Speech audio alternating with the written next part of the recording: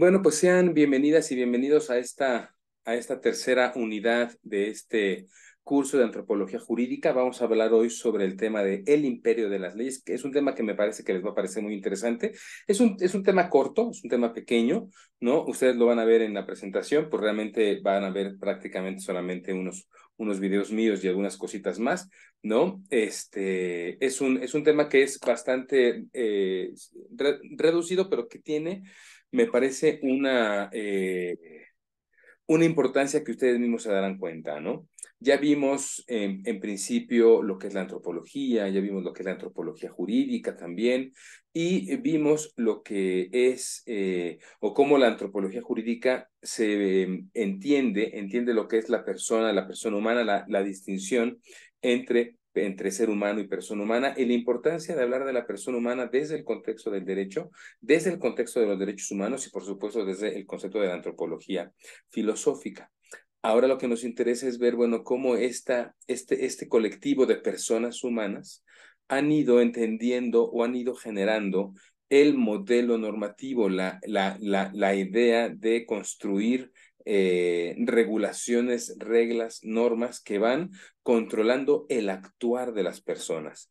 Pero esto sucede en todas las sociedades, esto es común en todas las culturas, o el imperio de las leyes es común en un tipo de cultura y en otro tipo de cultura no es tan común. Quizás es uno de los elementos que vamos a ir viendo poco a poco en estos videos que les voy a presentar. Entonces, quizá nuestro punto de partida es precisamente el concepto tradicional de ley, más o menos, ¿no? Desde el ámbito occidental, cuando hablamos de la ley, generalmente lo entendemos, repito, en el ámbito tradicional, generalmente lo entendemos desde estos tres elementos. Por un lado, entendemos que la ley es el punto de partida del Estado de Derecho, es decir, el Estado de Derecho como colectivo ciudadano se configura en el momento en que ese colectivo ciudadano y las autoridades de ese colectivo ciudadano se encuentran sometidas a la ley.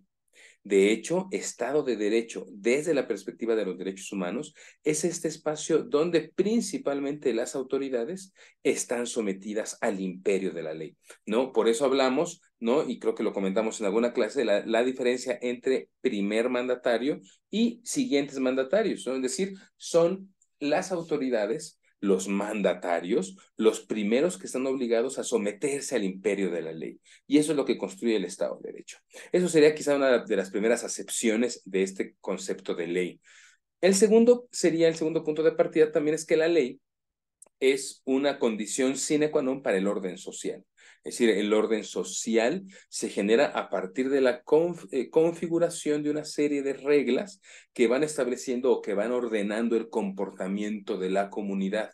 No, es decir, se parte de la idea de que la comunidad requiere este tipo de normas, este tipo de reglas para poder estar en orden, para poder tener una sistematización y una jerarquización social que sea funcional para alcanzar bienes y objetivos comunes, etcétera, etcétera, ¿no? Entonces, la ley es indispensable para el orden social. Y finalmente, la ley o el imperio de la ley es el punto de partida del criterio de igualdad. ¿Por qué? Porque todas y todos, dice nuestro artículo cuarto, todas y todos somos iguales ante la ley, ¿no? Y por lo tanto, la ley nos hace, no permite que se materialice esta idea de igualdad, ¿no? Si alguien no está sometido a la ley, entonces rompe este criterio de igualdad, ¿no? Al romper este criterio de igualdad se genera alguna aberración jurídica. Por ejemplo, pensemos en aquella persona que no se somete a las normas penales y comete un delito, entonces deja de ser nuestro igual y por lo tanto tenemos que eh, eh, extraerlo de esa comunidad política, de nuestra comunidad política, y colocarlo en un espacio diferenciado para que sea reinsertado socialmente. No, ya no es nuestro igual temporalmente, incluso pierde derechos de ciudadanía y se coloca en este espacio. Pensemos en otro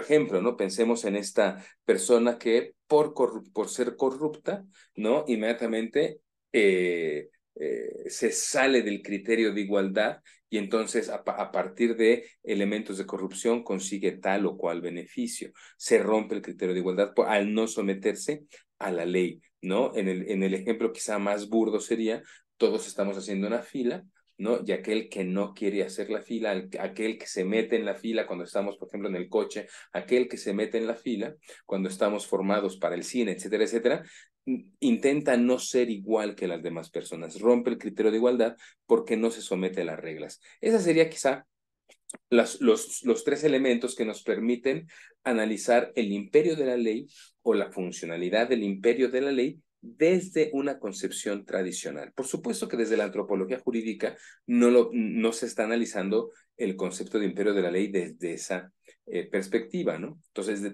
regresando a la concepción tradicional, hemos aprendido desde la teoría jurídica, y seguramente ustedes ya lo vieron así en clase, ¿no? Se ha informado desde la teoría jurídica que el derecho es un universo más amplio que el de las leyes, ya que no toda producción jurídica es ley. Es decir, el derecho es un universo, es un universo grande que, entre otras cosas, contiene el pequeño universo de las leyes, como lo pongo aquí en esta diapositiva, ¿no? Tenemos el universo del derecho, y en el universo del derecho podemos encontrar, déjenme poner aquí, perdón, un puntero, podemos encontrar a las leyes, a los tratados internacionales, que no son propiamente leyes, porque no se construyen igual que las leyes, a las sentencias judiciales, por ejemplo, o las políticas públicas. Es decir, todo esto en principio es derecho desde esta concepción tradicional, que es la que es la que generalmente aprendemos, que es con la que generalmente funcionamos, ¿no? Y las leyes serán solamente una parte del derecho. De hecho, ¿no? Decimos que la ley es una fuente del derecho, es una de las fuentes del derecho. Tenemos a la costumbre, tenemos a la doctrina, es decir, el derecho es un universo bastante amplio en los cuales podemos encontrar diversas producciones normativas, doctrinarias o consuetudinarias.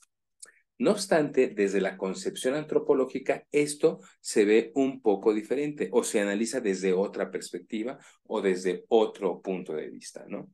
El universo más grande no es el derecho, sino el universo más grande es la ley, ¿vale? Y en ese universo de leyes hay diversos tipos de leyes, ¿no?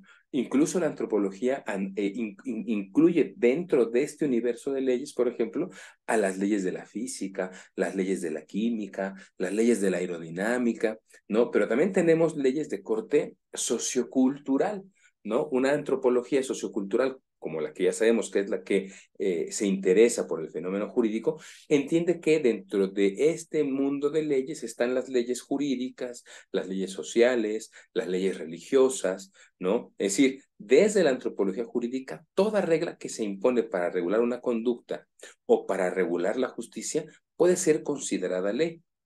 Repito, ya sea para regular una conducta la podemos regular evidentemente a través de una ley contemplada en un código, ¿no? En una ley propiamente hablando, en una ley jurídica, pero también la podemos controlar con una ley social, ¿no? O también la podemos controlar con leyes religiosas.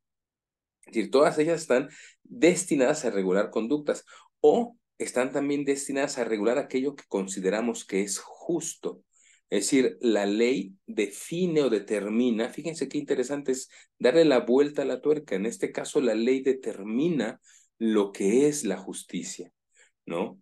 Si la ley establece que, si la ley social establece que lo que es justo es que, voy a decir una cuestión un poco caricaturesca, ¿no? Si la ley social determina que lo que es justo es que todas las personas que viven en pobreza reciban una parte proporcional de todo lo que han ganado las clases ricas, entonces eso sería justicia porque así lo ha establecido la ley social.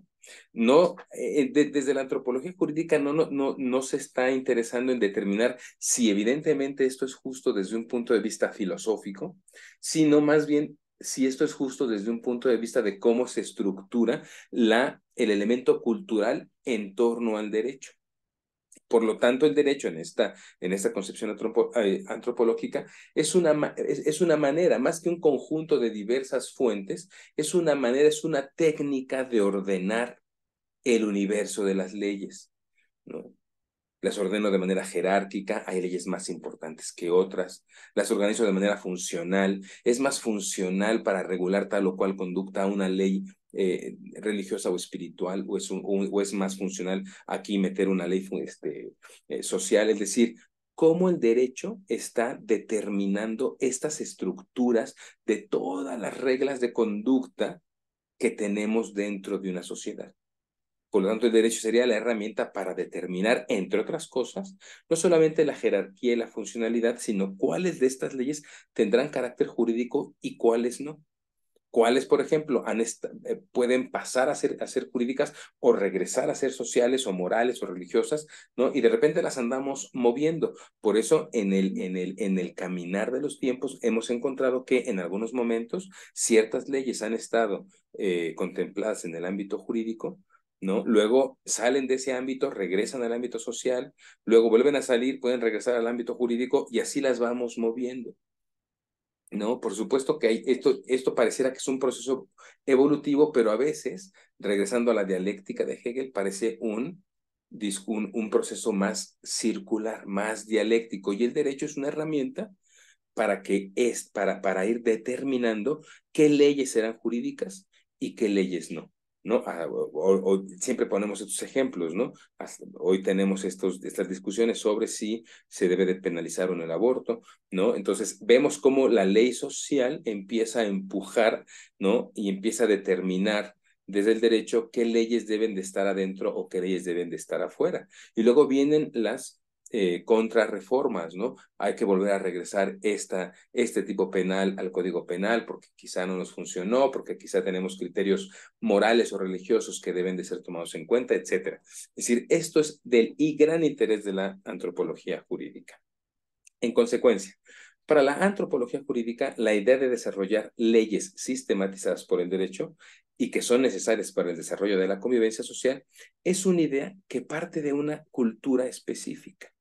No todas las culturas, y esto es en donde vamos a centrar nuestro próximo video, no todas las culturas han asumido que es necesario desarrollar leyes, que es necesario sistematizarlas para que podamos convivir. De hecho, hay comunidades, hay culturas que consideran que la ley es algo contraproducente para la sociedad.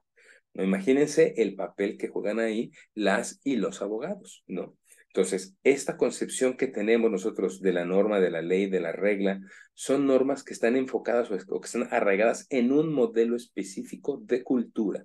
Cuando ese modelo de cultura no es el mismo, entonces la concepción del derecho cambia. Pero esto es lo que vamos a analizar en nuestro próximo video. Mientras tanto, voy a dejar de compartir para poder finalizar el video.